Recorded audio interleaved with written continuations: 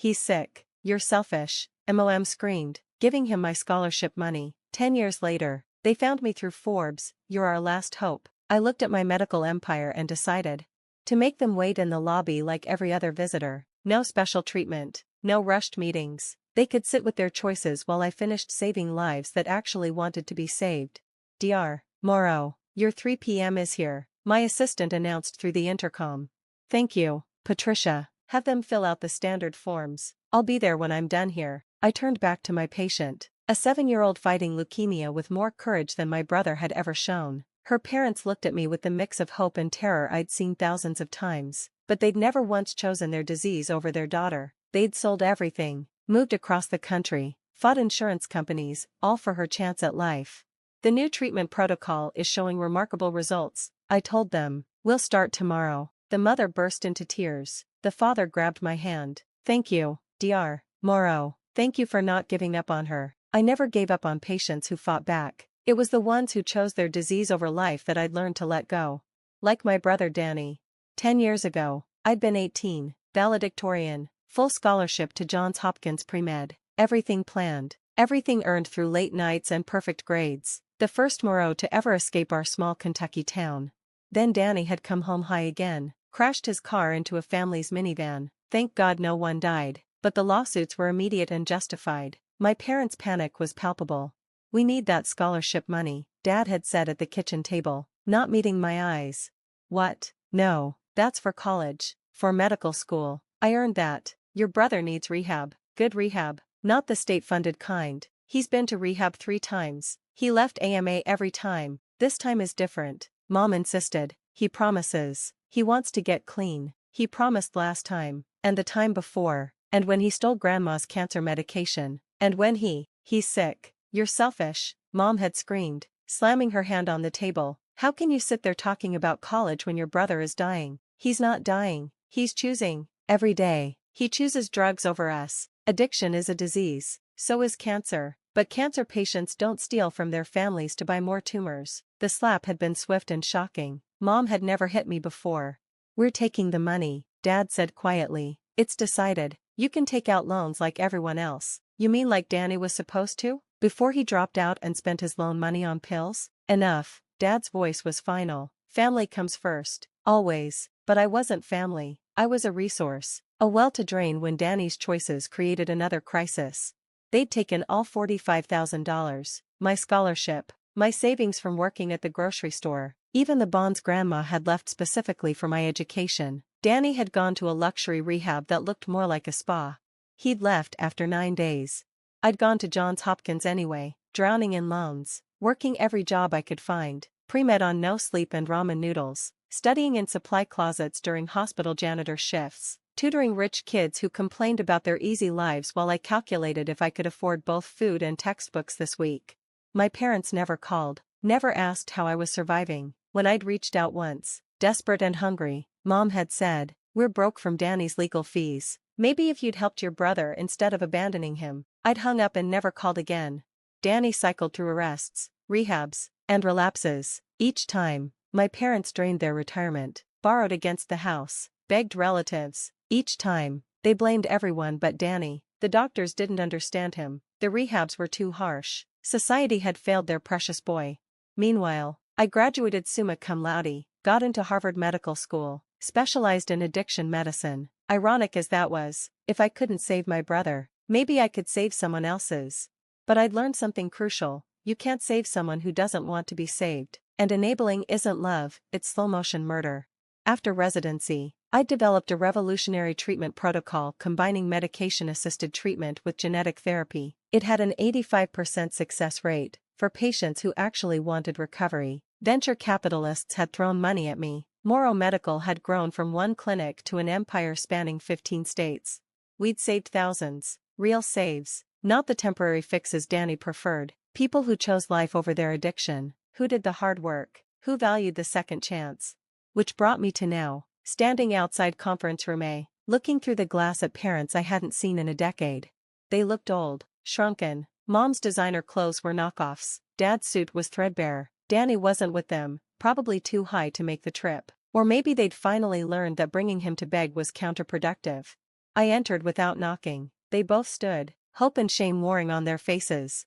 Vivian, Mom breathed. You look successful. Dr. Morrow, I corrected. You have 15 minutes. What do you want? That's no way to greet your parents. You're right. Parents would have called once in 10 years. Parents would have asked if their daughter was eating while working 3 jobs. Parents would have chosen their child's future over their other child's 15th second chance. So what do you want, Mr. and Mrs. Morrow? Dad flinched. We saw the article. Forbes, your company. We're proud of you. No, you're desperate. There's a difference. Danny's dying. Mom blurted out. Really dying this time. His liver is failing. His kidneys. The doctors say 6 months without treatment. And treatment costs money you don't have because you spent it all on previous treatments he walked away from. You have no idea what we've been through. Whose scholarship money started this cycle? Whose future did you sacrifice for his choices? Silence.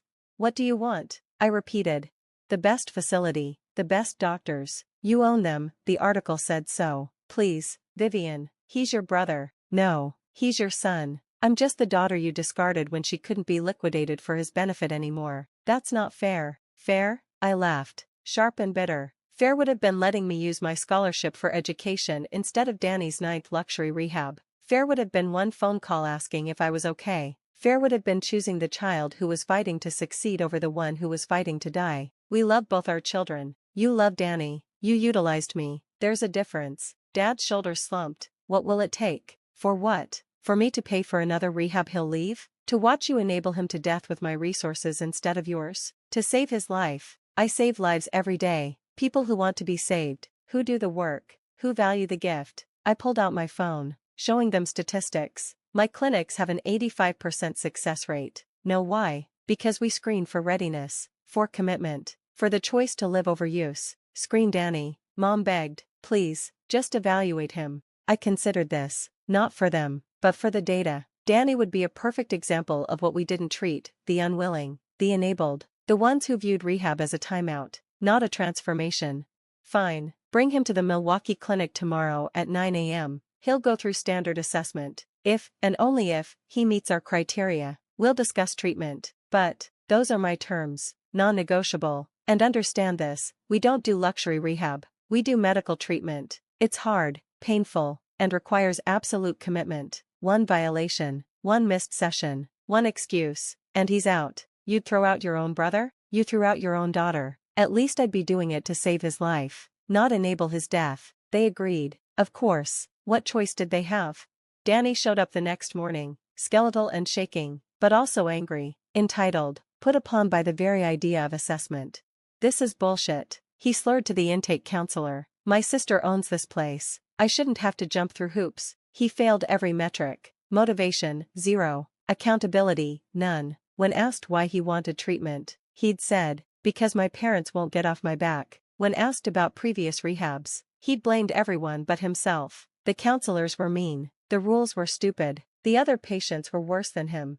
I'm sorry, I told my parents in my office after. He doesn't meet our criteria, but you're his sister, which is why I know he's not ready. You've cushioned every consequence, paid for every mistake, blamed everyone but him. He doesn't want recovery. He wants you to stop bothering him about it. So you'll just let him die? No, you'll let him die, by continuing to enable, by refusing to let him hit bottom, by teaching him that there's always another rescue coming. I handed them a list. These are free programs. They're not comfortable, they're not easy, but they work for people who want to work. He won't go to those places. They're for addicts. He is an addict, and until he accepts that, no program will work. Mom started sobbing. Dad looked defeated, but for the first time in 20 years, they looked at each other instead of blaming the world. We did this, Dad said quietly. We chose him over everything. Over you, over ourselves, over his own recovery. Yes, can you forgive us? I thought about the hungry nights, the loneliness, the rage that had fueled my success. Maybe someday, but forgiveness doesn't mean forgetting, and it doesn't mean funding your continued enabling. They left without Danny getting treatment, but something had shifted. A month later, they called. They'd kicked him out, stopped paying for lawyers, stopped cushioning his falls. He hates us, Mom said, says we're heartless. You're saving his life, even if he can't see it. 3 months after that, Danny called me directly, from jail, not for bail money, but to ask about our jail treatment program. Why now? I asked.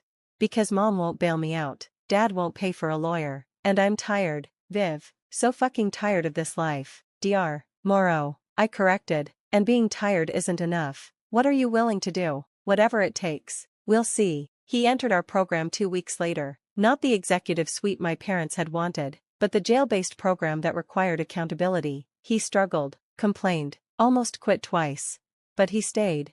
Because for the first time in his life, someone had said no, someone had refused to enable, someone had loved him enough to let him suffer the consequences of his choices.